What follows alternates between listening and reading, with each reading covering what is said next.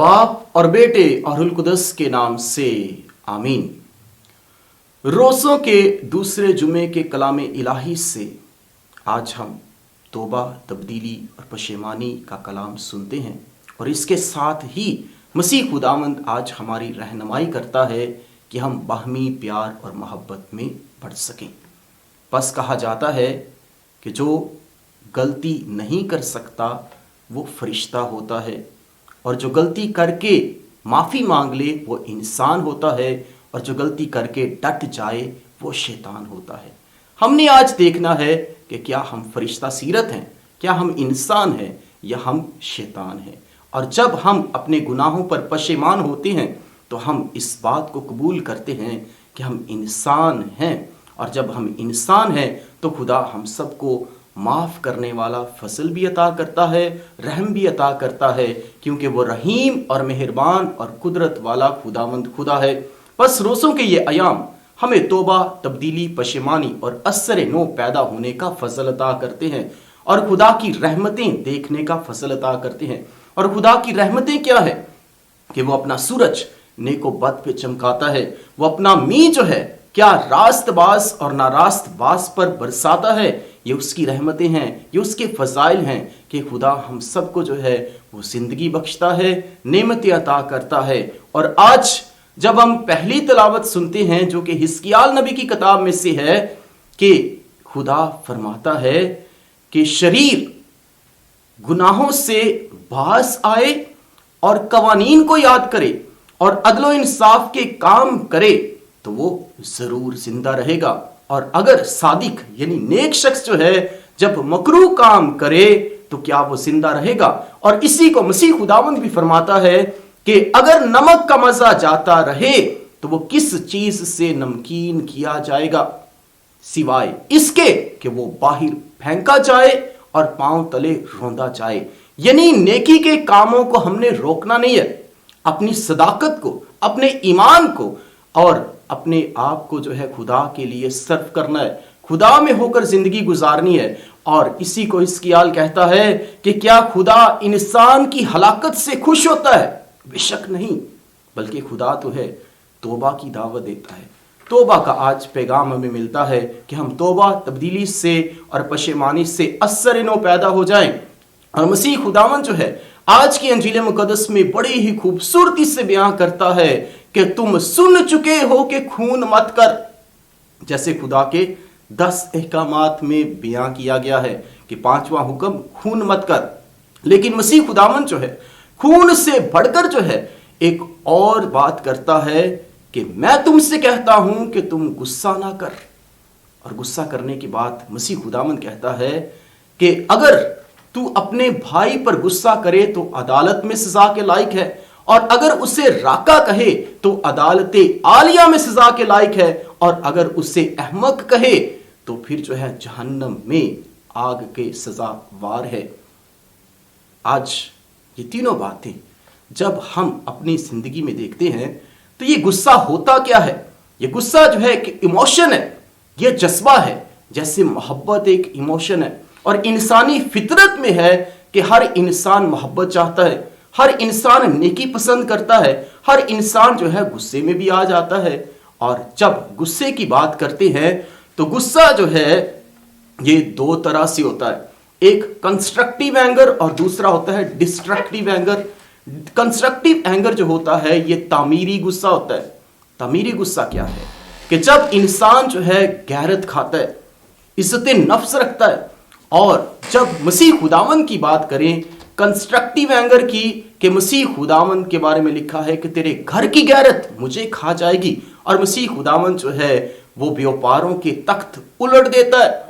और इस तरह जो है हम वालदैन को देखें कि वालदैन जब अपनी औलाद को झिड़कते हैं या उनकी तंबीह करते हैं तो वो गुस्सा करते हैं। ये कंस्ट्रक्टिव एंगर है कि जब जो है इंसान की तामीर की जाती है। और डिस्ट्रक्टिव एंगर क्या होता है कि जब जुल्म किया जाता है, तशद्दुद किया जाता है, और जुल्म और तशद्दुद करते हुए इंसान की जिंदगी बर्बाद कर दी जाती है, उसका कत्ल कर दिया जाता है, उसके जज्बात और उसके एहसासात को मजरूह कर दिया जाता है। और जब गुस्से की बात करें गुस्सा से हसद पैदा होता है, नफरत पैदा होती है, लड़ाइयां बढ़ती हैं और गुस्से से जो है दूरियां बढ़ जाती हैं, गुस्से से अरमानों का कत्ल होता है, गुस्से से जज्बात मजरू होते हैं और एहसास जो है वो बिखर जाते हैं, रिश्तेदारियां टूट जाती हैं और भाई भाई का दुश्मन हो जाता है। आज जब हम खुदा के कलाम इलाही से सीखते हैं कि मसीह खुदावन कहता है कि गुस्सा मत कर, मतलब जब तू अपने भाई को पे गुस्सा करे तो अदालत में सजा के लायक है, और अगर तू उसे राका कहे तो अदालत आलिया में, उससे भी बड़ी अदालत में, राका जो है ये इरामी इस्तिलाह में इससे मुराद खाली शख्स है और ये गाली के तौर पे इस्तेमाल होता है। और अगर तू उसे अहमक कहे तो जहन्नम में। हम अपने माशरे में देखते हैं कि 3 तरह की अदालतें होती हैं। नंबर 1 सेशन कोर्ट, जिसे जो है ज़लई अदालत कहा जाता है। नंबर 2 हाई कोर्ट, जिसे सूबाई अदालत कहा जाता है। और नंबर 3 जो है सुप्रीम कोर्ट, जिसे अदालत आलिया कहा जाता है। और आज जब हम खुदा की हजूरी में आते हुए ये कलाम इलाही सुनते हैं, अभी हम देखते हैं कि उस गुस्से की वजूहात क्या होती हैं, हम गुस्सा क्यों करते हैं।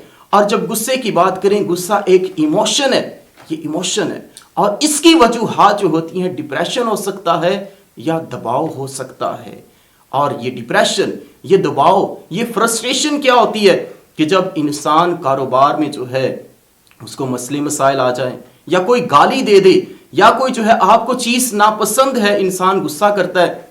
इंसान की अपनी ख्वाहिशात पूरी नहीं हो रही, वो गुस्सा करता है। उसकी अपनी जरूरियात पूरी नहीं हो रही, वो गुस्सा करता है। मौसम की तब्दीली की वजह से भी कि इंसान खामखा गर्मी खाता फिरे, और हालात की वजह से भी इंसान गुस्सा करता है। बीमारी की वजह से भी गुस्सा कर सकते हैं, कम सोना या नींद ना पूरी होने की वजह से भी गुस्सा कर सकते हैं, ना उम्मीदी की वजह से, ना इंसाफी की वजह से, करप्शन की वजह से, और डर, खौफ और अंधेरे की वजह से भी इंसान गुस्सा कर सकता है। मसीह खुदावन जो है आज हमारी मदद करता है कि हम अपने जज्बात को, अपने एहसासात को खुदा के लिए जिए। और खुदावन यस्सु फरमाता है कि जब तू अपनी कुर्बानी जो है वो कुर्बान गाह पे ले जाए और वहां पे तुझे याद आए कि तेरे भाई को तुझसे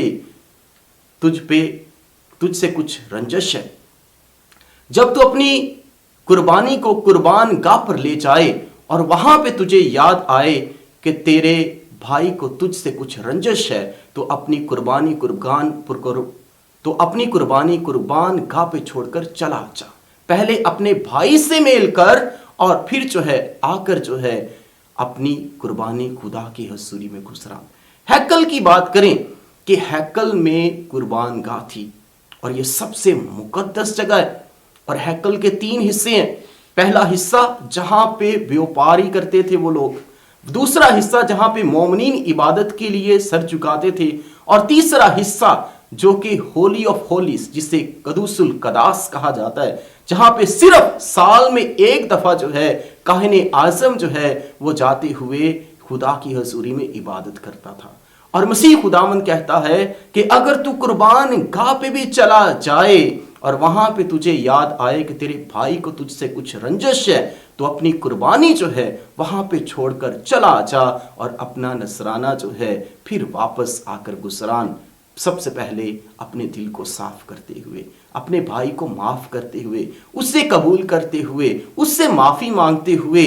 और जब हमारा दिल साफ है, नीयत नेक है, ईमान सच्चा है, तो खुदा हदियों नजरानों को भी कबूल करता है, रोसा और रियासत को भी कबूल करता है, और हमारी बंदगी और इबादत को भी कबूल करता है। बस रोज़ों के ये अयाम जो हैं हम सबको फजल अता करते हैं कि हम सब जो है दुआ में बढ़ें, जो खुदा के साथ हमें मिला देती है, रोज़े में बढ़ें जो हमें अपने आप के साथ मिलाती है, और खैरात में बढ़ें जिससे हम दूसरे इंसानों का ख्याल करते हुए, दूसरों के साथ जो है उनका ख्याल करते हुए खुदा की गुरबत में बढ़ते हैं। और जब आज गुस्से की बात की गई है और शरीर की बात की गई है कि शरीर शख्स की हलाकत से खुदा खुश नहीं होता, बल्कि शरीर अपनी ही रवशों में घिर जाता है, लेकिन जब वो तौबा करता है तो खुदा माफ़ करने वाला फजल अता करता है। जब वो खुदा की माफ़ी मांगता है, खुदा से फजल मांगता है, तो खुदा ज़रूर माफ़ करता है। और इसके साथ ही जब हम अपने भाइयों पर, اپنے خاندان میں غصہ کرتے ہیں تو مسیح خداوند ہماری مدد کرتا ہے کہ ہم جو ہے غصے جذبات کو جو ہے وہ خدا کے لیے محفوظ رکھیں. اور جب غصے اور جذبات کو خدا کے لیے محفوظ رکھتے ہیں، خاص طور پہ غصے کی بات کریں کہ 3 کام اس سے لازمی ہوتے ہیں. نمبر 1 اس میں ہوتا ہے passive anger, number 2 open anger, اور نمبر 3 اسرٹیو اینگر. اور اس میں جو ہے اوپن اینگر میں کیا ہوتا ہے کہ انسان اپنے غصے کو بیان کرتا ہے کہ جو اس کے دل میں رنجش ہے یا غصہ ہے یا محبت ہے اسے بیان کرے. اور پیسیو اینگر میں کہ اپنے دل ہی دل میں رکھتے جانا، اور وہ جو ہے غصہ جو ہے وہ ناسور بن جاتا ہے.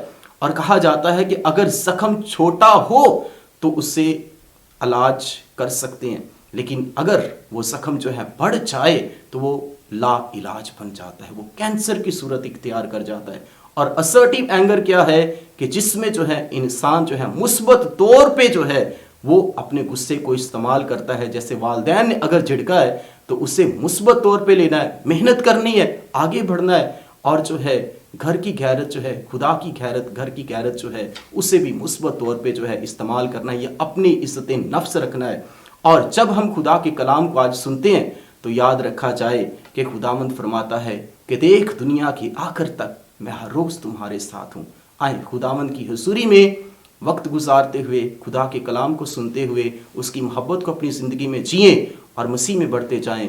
خداوند آج کے پاک کلام سے ہمیں اپنی برکات اور فضائل سے نوازے، اسی مسیح ہمارے خداوند کے وسیلہ سے. آمین.